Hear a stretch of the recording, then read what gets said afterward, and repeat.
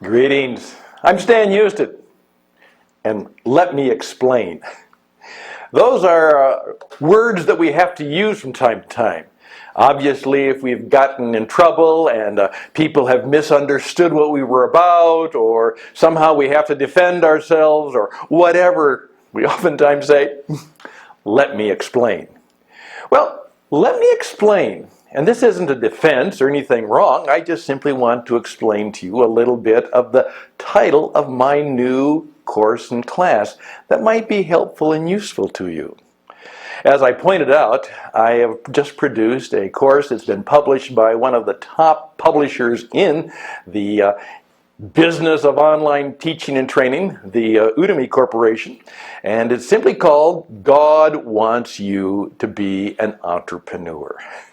And right off the bat, some people say, what? What are you talking about? God, entrepreneurship? How do you know what God wants? There we are. Let me explain. First of all, let me just teach you a little bit about marketing and teaching and training and how that might work. Now, originally I thought of entitling the class kind of a question. Does God want you to be an entrepreneur? And of course, the answer to that, I could have very carefully said, it all depends, and then go about the class.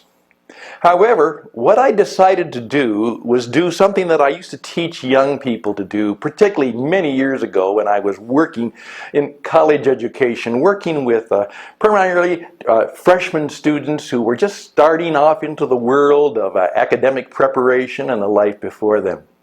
And one of the things we oftentimes told them was, make a TC.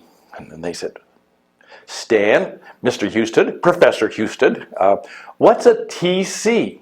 And they oftentimes said, a TC is a truth claim.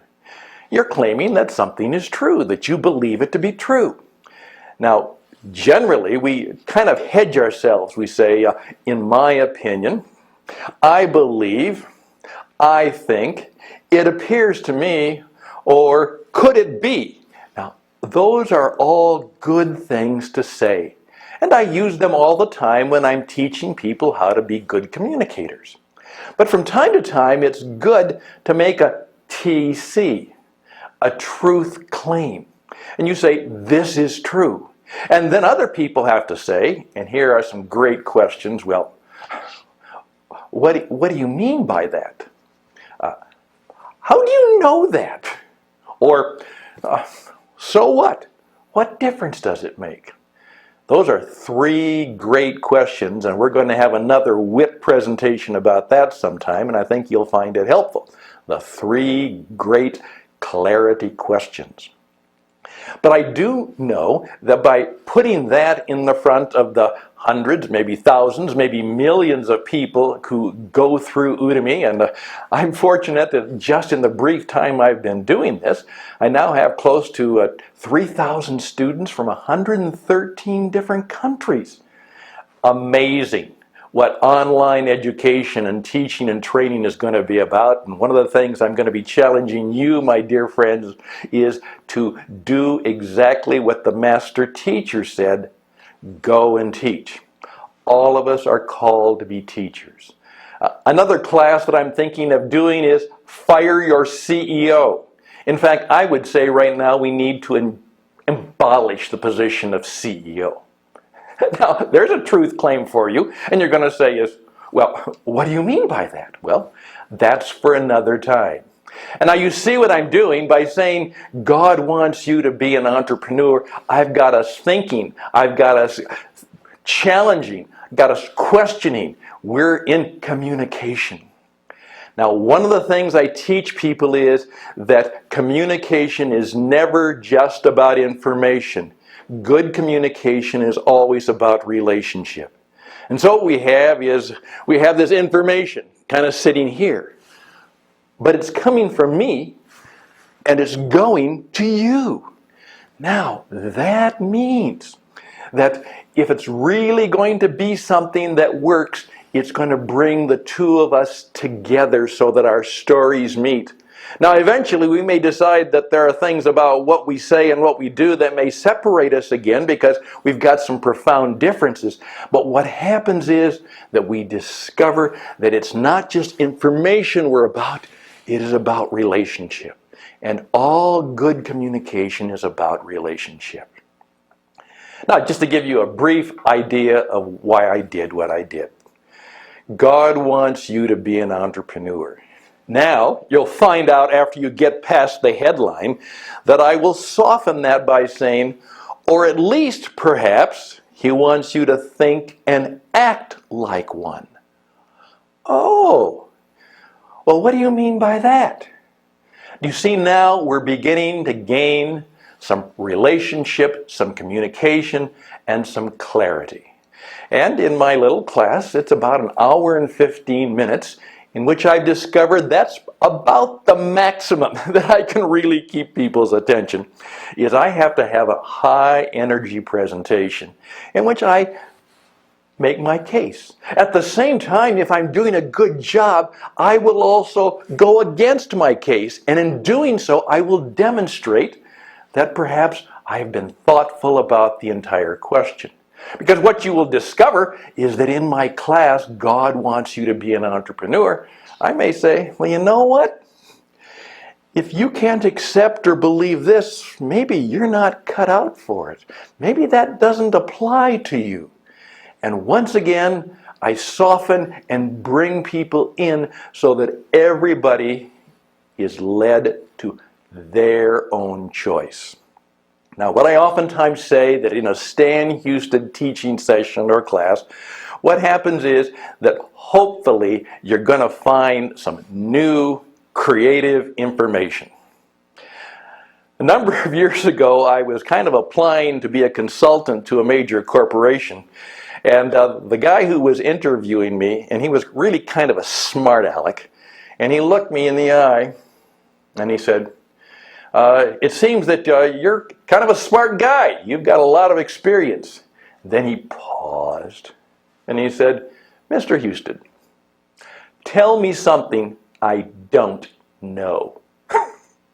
How would you like to have an interview question like that? Tell me something I don't know. When I thought back, and gently but kindly, I simply said, well, here's an idea that has recently come to me. And I stated it kindly, and I think clearly. I'm pretty good on my feet as a radio broadcaster. And he paused and said, that's interesting. I guess I passed the test. I still didn't get the gig, but at least I passed the question test. I really want that the things we have, the content that we have, if it's any good, first of all, it will have perhaps some creativity to it. It'll be something you didn't know, where you say, well, you know, I thought I knew everything about fear. I thought I knew about getting a good job. I thought I knew all about entrepreneurship. I thought I knew everything I needed to know about God. And here's a little bit of something perhaps I didn't know. And what I wanted to do is, it's not just a course of information, it will always be, because of that, a course that will challenge you. Not necessarily confront you, but you are left with the challenge of making a decision about what you believe or what you think, and then you are at choice. You don't have to accept me, you don't have to believe me, you don't have to accept the things or the truth claims I make. But what has happened is that now you are in a better place. You have greater clarity, you have greater conviction, you have greater certainty, if that's possible, about what you know, what you believe, and perhaps what you're going to do. So what I hope will happen is that at every class I teach, you will be led to the point of understanding a little bit about more of what you want to do. Now, one of the reasons I also use the thing, God wants you to be an entrepreneur, is I believe that behind every great project, every great life project, every great and good thing, there is a theology. There is a deep belief about God, the world, and human beings and the human condition. And we really always start there. I think if you're going to make a decision about entrepreneurship and vocation and career, you might need to ask yourself the question, Is there a God? Does it have anything to do with it? When I choose a vocation, should I just choose it on the basis of money? Or should I make other choices or other considerations when I'm deciding about how I'm going to live my life? And that's a project. And behind every project, there is some great belief if it's worthwhile. And your life is worthwhile. And your life has to be guided by purpose, beliefs, convictions, and clarity. And even in a very simple way, the great company Procter & Gamble, do you know how it got started? It got started on the basis of a theology. What actually happened was that there's an expression, cleanliness is next to godliness. Well, that's a truth claim. That's a belief. Well, if that's true, the man or woman or the people who are behind Procter & Gamble in its early days said, well, then we better build a place where we can make soap so people can get clean, because that's important.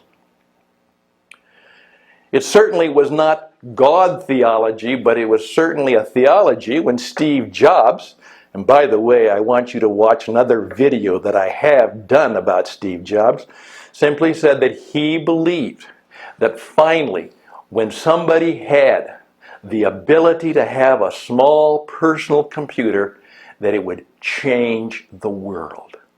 It would change the world, the ability to have your own computer.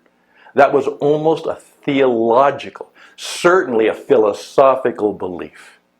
And so what I want you to do is to understand that I'm encouraging you as you begin to follow some of the classes and courses and the what it takes stuff that we do, that it's about understanding that we come in seeking clarity, asking good questions, that we're seeking creativity, we're seeking communication, we're seeking relationships, and then we're seeking to make good choices. Because what it takes today, more and more, we need clarity, we need communication, we need good theology, we need people who are inspired, who have purpose and wisdom. They're seeking wisdom, insight, and truth. And then they're going to try and live their lives and make a difference. Not only in their own world, but in the world. And I'm simply going to challenge you to see if perhaps together we can learn better what it takes and how to do just that. So thank you for your time. Thank you for thinking. I hope you'll think about taking my class. And there'll be other good classes coming along. And perhaps watch the video on the Steve Jobs story. All the best and blessings. And bye for now.